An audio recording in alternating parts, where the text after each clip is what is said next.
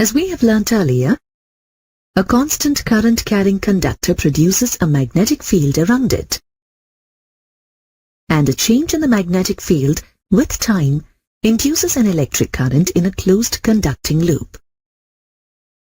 Maxwell showed that a change in the electric current or the electric field with respect to time produces a magnetic field.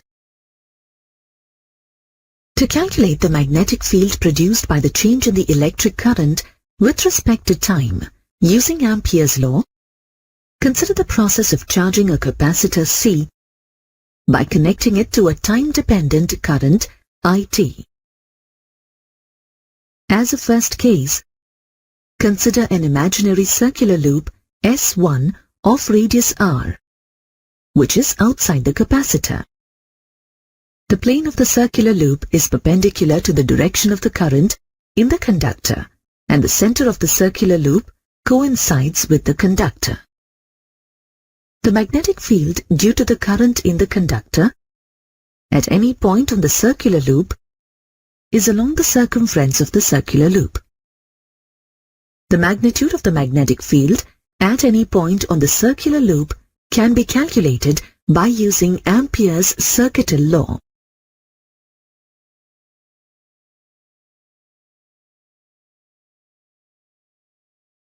Consider a small element, dl, at a point P on the circumference of the circle.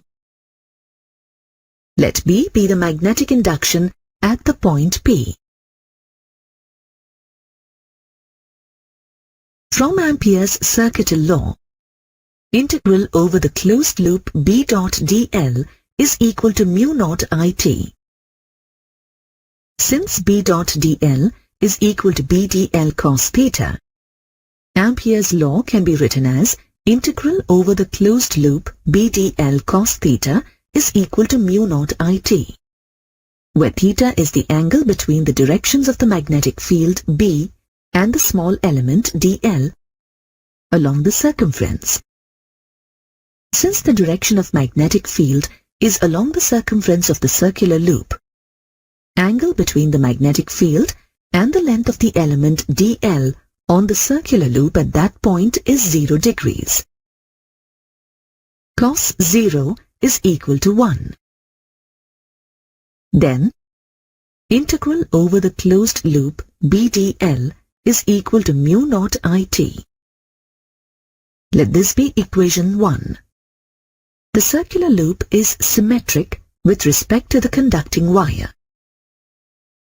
Hence, the magnitude of the magnetic field is constant at any point on the circumference of the circular loop. That is, B into integral over the closed loop dl is equal to mu naught IT. Here, integral over the closed loop dl is the total length of the circular loop. That is, the circumference of the circular loop.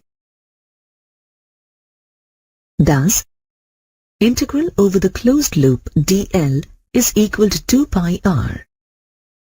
Let this be equation 2.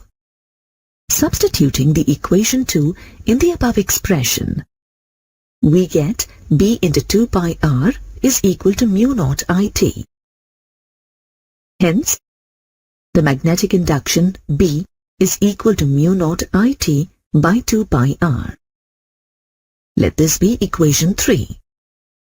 Using the equation 3, we can calculate the magnitude of the magnetic induction at any point on the circumference of the circular loop S1.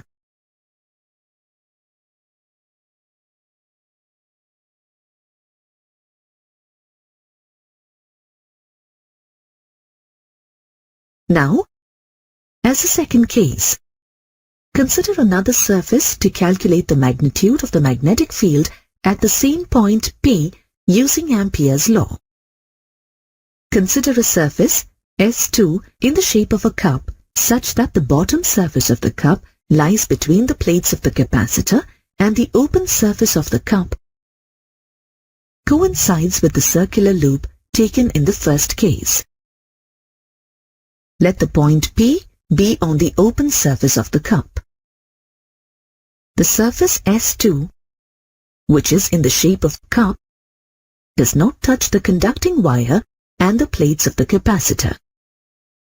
Thus, the current passing through the surface S2 is equal to 0.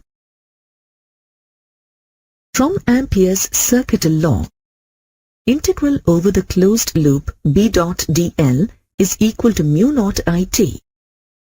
Since the current enclosed by the surface S2 is 0, integral over the closed loop B dot dl is equal to 0. Hence, the magnitude of the magnetic field at point P on the surface S2 is equal to 0. Thus, Ampere's circuital law gives two different results at the same point P. In the first case, the magnetic induction at point P, B is equal to mu naught into IT by 2 pi r. In the second case, the magnetic induction is 0 at the same point, which is a contradiction. This contradiction arises with the use of Ampere's law, which must be missing some term. Then Maxwell suggested that on close observation of the surface S2 between the plates of the capacitor, we can write the missing term in terms of the electric field that passes through the surface S2.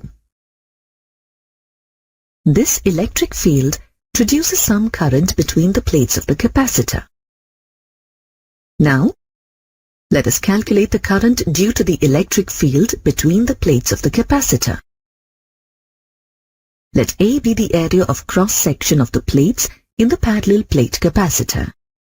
Q be the charge on the plates of the capacitor, and sigma be the surface charge density.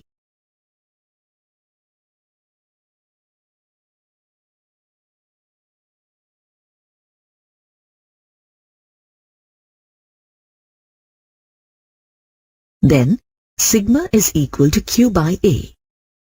Let this be equation 4. We know that the electric field between the plates of the capacitor E is equal to sigma by epsilon naught, where epsilon naught is the permittivity of free space. On substituting the equation 4, we get E is equal to Q by A by epsilon naught, which is equal to Q by A epsilon naught. Let this be equation 5. Here, the electric field is perpendicular to the plane of the bottom surface of S2. Hence, the area vector of the bottom surface of S2 and the electric field are in the same direction and maximum electric flux passes through the surface. We know that from Gauss's law, the electric flux through the surface phi E is equal to EA. Here, A is the area of the surface through which the electric field passes, that is, equal to the area of the plates of the capacitor. On substituting the equation 5 in Gauss's law, we get the electric flux phi E is equal to Q by A epsilon naught into A. That is, the electric flux through the surface S2 is equal to Q by epsilon naught. Let this be equation 6. Equation 6 can be rewritten to get the charge on the plates of the capacitor, that is, Q is equal to phi E into epsilon naught. Due to the time-dependent current source, the charge on the plates of the capacitor changes with time. Thus, the current due to the rate of change in the charge I is equal to dQ by dt. On substituting the charge, we get the current I is equal to d phi E into epsilon naught by dt, which can be written as I is equal to epsilon naught into d phi E by dt. Let this be equation 7. This is the missing term in the Ampere's law, which is the current due to the changing electric field between the plates of the capacitor. This current is called displacement current, denoted as ID.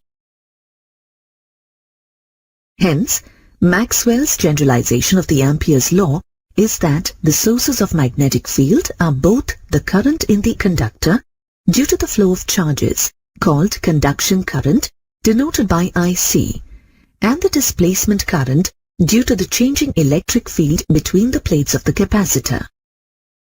Thus, the total current enclosed by the surface S2 is the sum of the condition current and displacement current, that is, I is equal to IC plus ID, which is equal to IC plus epsilon naught into d phi E by dt.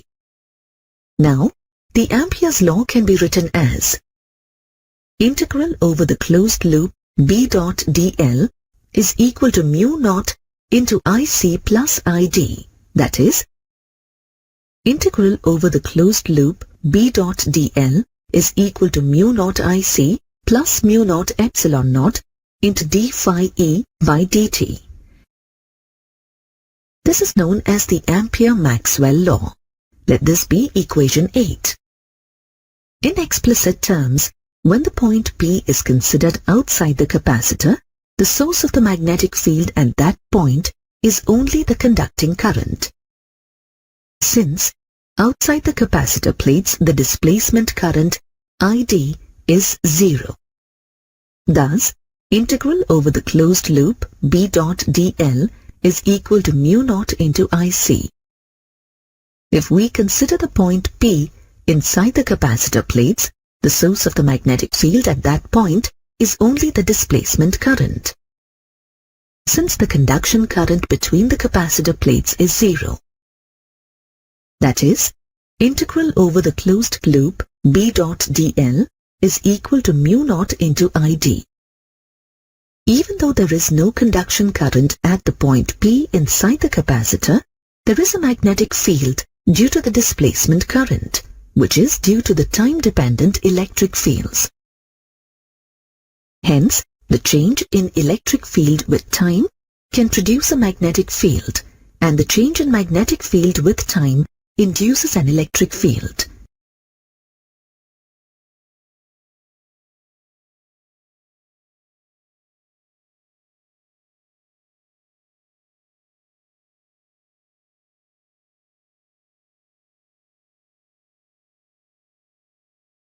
This symmetry explains the existence of electromagnetic waves, which you will learn in another module.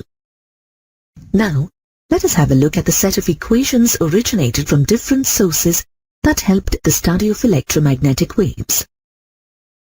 These equations are popularly known as Maxwell's equations. They are integral over the closed surface E dot dA is equal to Q by epsilon naught. Integral over the closed surface B dot dA is equal to 0. Integral over the closed loop E dot dl is equal to minus d phi B by dt. And integral over the closed loop B dot dl is equal to mu naught IC plus mu naught epsilon naught into d phi E by dt. In earlier lessons, we have learned that charges at rest produce an electrostatic field, and charges in a steady current carrying conductor produce a constant magnetic field around it. But Maxwell explained that accelerating charges produce both an electric field and a magnetic field that varies with respect to time.